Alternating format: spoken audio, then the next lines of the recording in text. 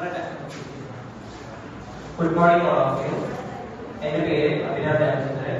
ഇന്ന് ഞാൻ ഇവിടെ എടുക്കാൻ പോകുന്ന ടോപ്പിക് സൈക്കോളജിയിലെ സെക്ഷൽ അബ്യൂസിന്റെ കോസും അതിന്റെ റീസൺസും പിന്നെ അതിനുള്ള സൊല്യൂഷൻസും ആണ്. അപ്പോ എന്താണ് സെക്ഷൽ അബ്യൂസ് എന്ന് വെച്ച് കഴിഞ്ഞാൽ, സെക്ഷൽ അബ്യൂസ് വളരെ മാരകമായിട്ട് ഈ സൊസൈറ്റിയിൽ നേരിടുന്ന ഒരു വലിയ പ്രശ്നമാണ്, ഒരു വിപത്താണ്. പ്രത്യേകിച്ച് സെക്ഷൽ അബ്യൂസ് അധികം അനുഭവിക്കുന്ന സ്ത്രീകളാണ്. സ്ത്രീകളോട് അവരുടെ അനുവാദമില്ലാതെ, അവരുടെ കൺസെന്റ് ഇല്ലാതെ, എന്നാൽ സ്ത്രീകളെ വെറൊരു വസ്തുവായി മാത്രം കാണുന്ന കുറെ പേര് സമൂഹത്തിലുണ്ട്. അവര് സ്ത്രീകളായിട്ട് പരമ്പരായികൾ ഓർത്താതെ അവരുടെ സ്വാർത്ഥ താല്പര്യങ്ങൾക്ക് വേണ്ടി അവരെ പീഡിപ്പിക്കുന്നു, അവരെ ദുരുപയോഗം ചെയ്യുന്നു. അതിനുശേഷം അവർക്ക് ഏതൊക്കെ തരം മാനസികാവസ്ഥയിലൂടെയാണ് കടന്നു പോകുന്നതെന്ന് ഈ പീഡിപ്പിക്കാൻ ശ്രമിക്കുന്ന വ്യക്തികൾ മനസ്സിലാക്കുന്നില്ല. ഇനി നമുക്ക് ഇതിന്റെ പ്രധാനപ്പെട്ട കോസസിലേക്ക് വന്നു കഴിഞ്ഞാൽ, ആദ്യത്തെ കോസ് എന്ന് പറയുന്നത് പവർ ഇംബാലൻസ് ആണ്. പവർ ഇംബാലൻസ് എന്ന് പറഞ്ഞാൽ അധികാരമുള്ളവൻ അധികാരമില്ലാത്തവനെ ചൂഷണം ചെയ്യുന്നു, അവനെ കീഴ്പ്പെടുത്തുന്നു. അതായത് പണവും സ്വാധീനമുള്ള വ്യക്തികൾ അവരുടെ സെക്ഷൽ താല്പര്യങ്ങൾ നിറവേറ്റാൻ വേണ്ടി അത്ര പണവും സ്വാധീനവും ഇല്ലാത്ത അവരുടെ അധികാര വേണ്ടി അവർക്ക് കീഴ്പ്പെടുത്താൻ സാധിക്കുമെന്ന് തോന്നുന്ന വ്യക്തിസിനെ, ഇരകളെ അവർ കീഴ്പ്പെടുത്തി അവർ അവരുടെ സെക്ഷൽ ആയിട്ടുള്ള നീഡ്സ് അങ്ങനെയുള്ള പാവപ്പെട്ട വ്യക്തികളുടെ മേലില് തീർത്ത് അവരെ ഒരു ചവറ്റുകൊട്ട പോലെ അവരെ വിളിച്ചെറിയുകയാണ് ചെയ്യുന്നത്. പിന്നെ ലാക്ക് ഓഫ് എംപതി. ഇങ്ങനെ സെക്ഷലായിട്ട് ഉപദ്രവിക്കുന്ന ആൾക്കാർക്ക് ഇരകളുടെ മേൽ യാതൊരു തരത്തിലുള്ള എമ്പതിയും ഉണ്ടാവില്ല. അവരുടെ ലക്ഷ്യങ്ങൾ, അവരുടെ ആവശ്യം നിറവേറ്റി കഴിഞ്ഞാൽ അവർക്ക് ഈ സെക്ഷൽ അബ്യൂസിന് ശേഷം അവരുടെ പെരുമരായികൾ ഇന്നതായിരിക്കും. അവർക്ക് സമൂഹത്തിൽ ഇങ്ങനെ അവരുടെ മാനവും നാടുകളും അങ്ങനെയുള്ള യാതൊരു ചിന്തയും, എന്താണ് ഒരു വിക്ടിം ഇതിനു ശേഷം അനുഭവിക്കുന്ന തരത്തിലുള്ള യാതൊരു ചിന്തയും ഈ റേപ്പിസ്റ്റുകൾക്ക്, റേപ്പിസ്റ്റ് ചെയ്യുന്നവർക്ക് ഉണ്ടാവില്ല. പിന്നെ സെക്ഷൽ എന്റർടൈൻമെന്റ്. ഇവര് ഈ റേപ്പ് ചെയ്യുന്ന ആൾക്കാർ അവർ വെറൊരു സെക്ഷൽ എന്റർടൈൻമെന്റിന് വേണ്ടിയിട്ടാണ് ഇങ്ങനെയുള്ള വ്യക്തിസിനെ തെരഞ്ഞെടുക്കുന്നത്, റേപ്പ് ചെയ്യുന്നത്. അവർക്ക് ഓരോ ആനന്ദം മാത്രമാണ്. പിന്നെ മെന്റൽ ഹെൽത്ത് ഇഷ്യൂ, അതായത് ഈ മാനസിക നില സ്റ്റേബിൾ അല്ലാത്തവരും മാനസിക നില തകരാറായവരും ഒക്കെയാണ് സൈക്കോകളാണ് പ്രത്യേകിച്ച് ഈ സെക്ഷൽ ഇരകളെ റേപ്പ് ചെയ്യുകയും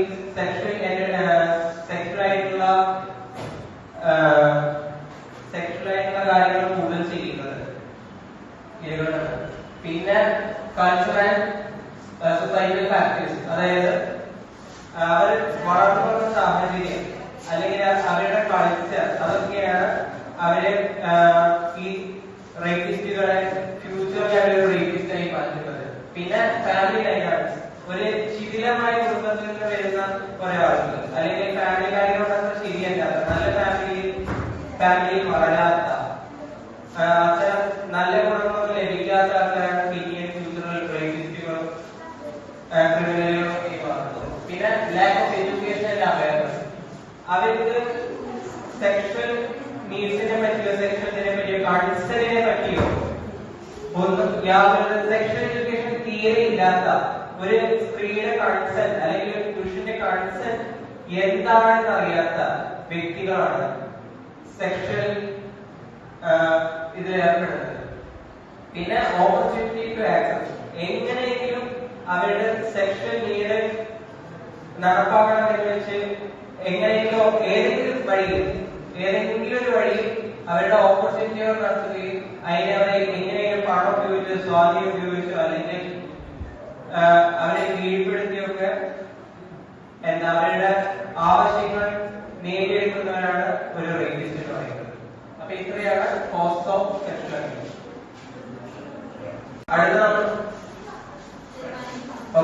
അടുത്ത നമ്മൾ പറയാൻ പോകുന്നത് എഫക്ട്സ് ഓഫ് സെക്ഷൽ അബ്യൂസ് ആണ്. സെക്ഷൽ അബ്യൂസിന് ശേഷം എന്തൊക്കെ എഫക്റ്റുകളാണ് ഒരു വിക്ടിമിന് ഉണ്ടാവുന്നത്, ആഫ്റ്റർ എഫക്ട്സ് എന്തൊക്കെയാണ് നമ്മൾ ഇനി ചർച്ച ചെയ്യാൻ പോകുന്നത്. ഒന്നാമത്തെ എഫക്ട് എന്ന് പറഞ്ഞാൽ ഫിസിക്കൽ ആയിട്ടുള്ള എഫക്റ്റുകളാണ്.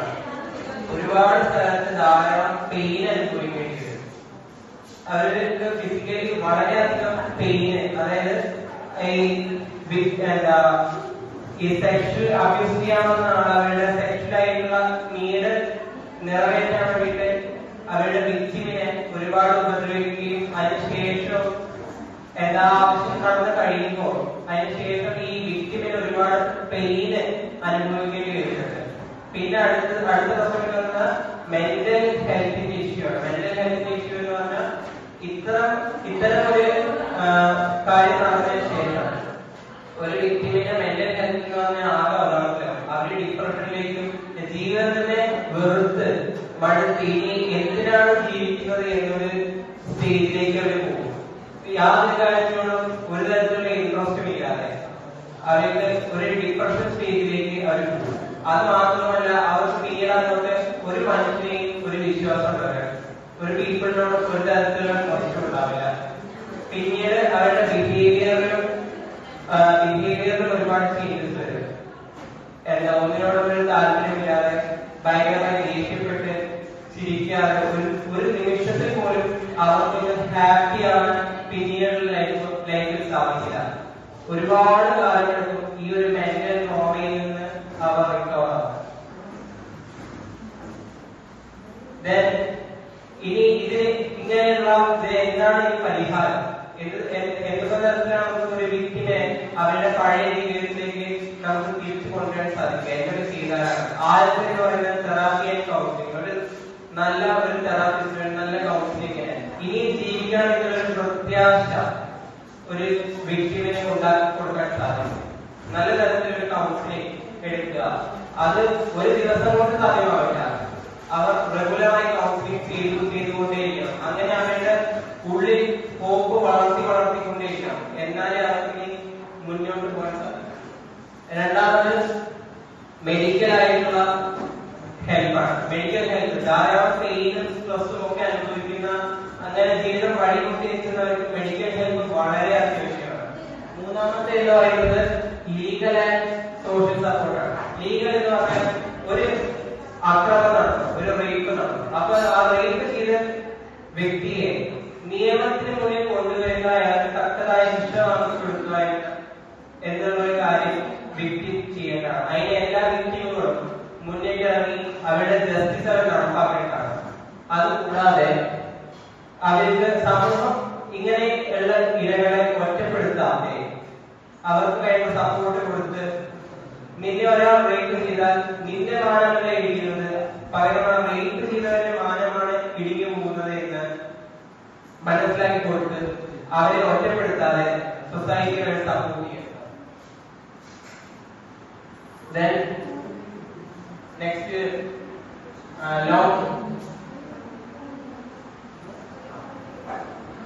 അടുത്ത ലോങ് ടേം സപ്പോർട്ടാണ്. ലോങ് ടേം സപ്പോർട്ട് എന്ന് പറഞ്ഞാൽ ഇത്തരം ഒരു അവസ്ഥയിലൂടെ കടന്നുപോയ ആൾക്കാർ നമ്മളൊരിക്കലും ഷോർട്ട് ടേം സപ്പോർട്ട് ചെയ്തുകൊണ്ട് കാര്യമില്ല. അവര് ലൈഫ് ലോങ് അവർക്കൊന്നും നഷ്ടപ്പെട്ടിട്ടില്ല.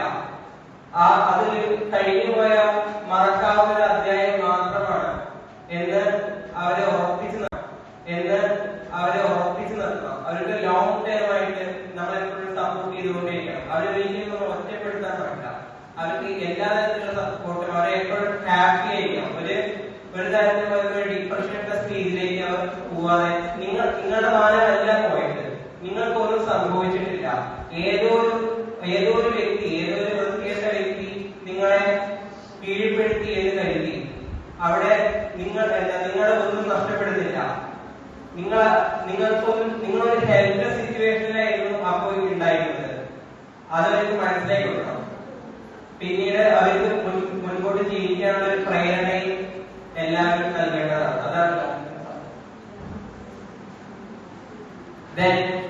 ഞാൻ ഈ ടോപ്പിക് കൺക്ലൂഡ് ചെയ്യാൻ പോവാണ്. ആദ്യത്തെ ഇതെങ്ങനെ മാറ്റിയെടുക്കാമെന്ന് ചോദിച്ചാൽ ആദ്യം ഒരു സിസ്റ്റം മാറും. ഇവിടുത്തെ സിസ്റ്റം മാറും. അതായത് ഇങ്ങനെ ചെയ്യുന്ന വ്യക്തികളെ, റേപ്പ് ചെയ്യുന്ന വ്യക്തികൾക്ക് തക്കതായ ശിക്ഷ ഉടനടി ഒരു ക്രൈം നടന്ന് ഒരു 10-30 കൊല്ലം കഴിഞ്ഞിട്ടല്ല അവർക്ക് നമ്മൾ ശിക്ഷ വഹിക്കുന്നത്. ഷൂട്ട് ആൻഡ് സ്ട്രൈക്ക്, ഉടനെ തന്നെ നമ്മൾ അവർക്ക് വേണ്ട തക്കതായ ശിക്ഷ നമ്മൾ നടപ്പാക്കേണ്ടത്. രണ്ടാമത്തെ എഡ്യൂക്കേഷൻ ഈസ് ക്രൂഷ്യൽ. അതായത് നമ്മുടെ കയ്യിൽ നിന്ന് എന്ത് വേണമെങ്കിലും ആർക്കും എടുത്തുകൊണ്ട് പോകാൻ സാധിക്കും. എന്നാൽ നമ്മുടെ വിദ്യാഭ്യാസം ആർക്കും എടുത്തുകൊണ്ട് പോകാൻ സാധിക്കില്ല. നമ്മൾ നന്നായി വിദ്യ അഭ്യസിച്ച് നമ്മുടെ കാര്യങ്ങൾ നോക്കാൻ നമുക്ക് വേണ്ടി സാധിക്കുള്ളൂ. അതിന് ഏറ്റവും കൂടുതൽ ആവശ്യമായിട്ടുള്ള കാര്യമാണ് വിദ്യാഭ്യാസം.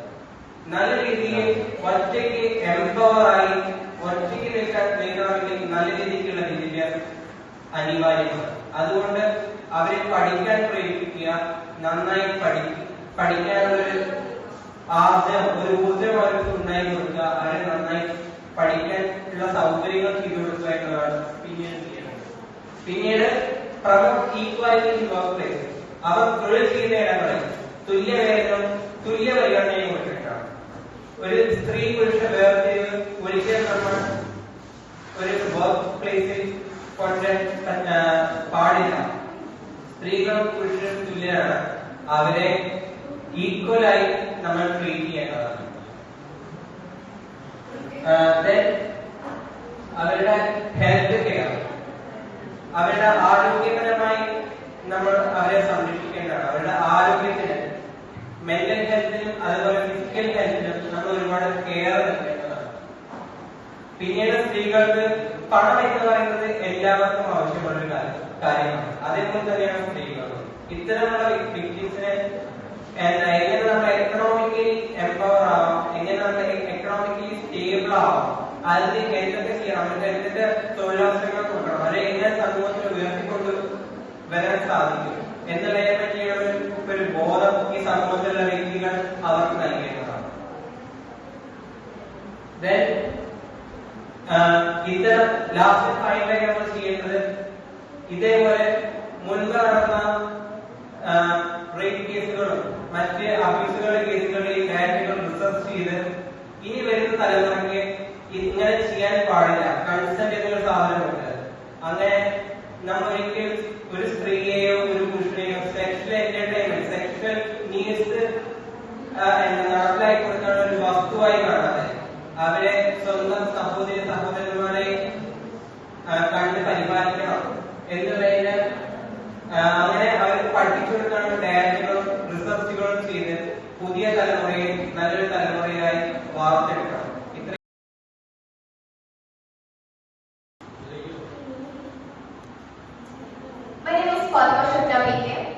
ഞാൻ എടുക്കാവുന്ന ടോപ്പിക് ഇൻഫോർമേഷൻ ഓവർലോഡ് ആണ്.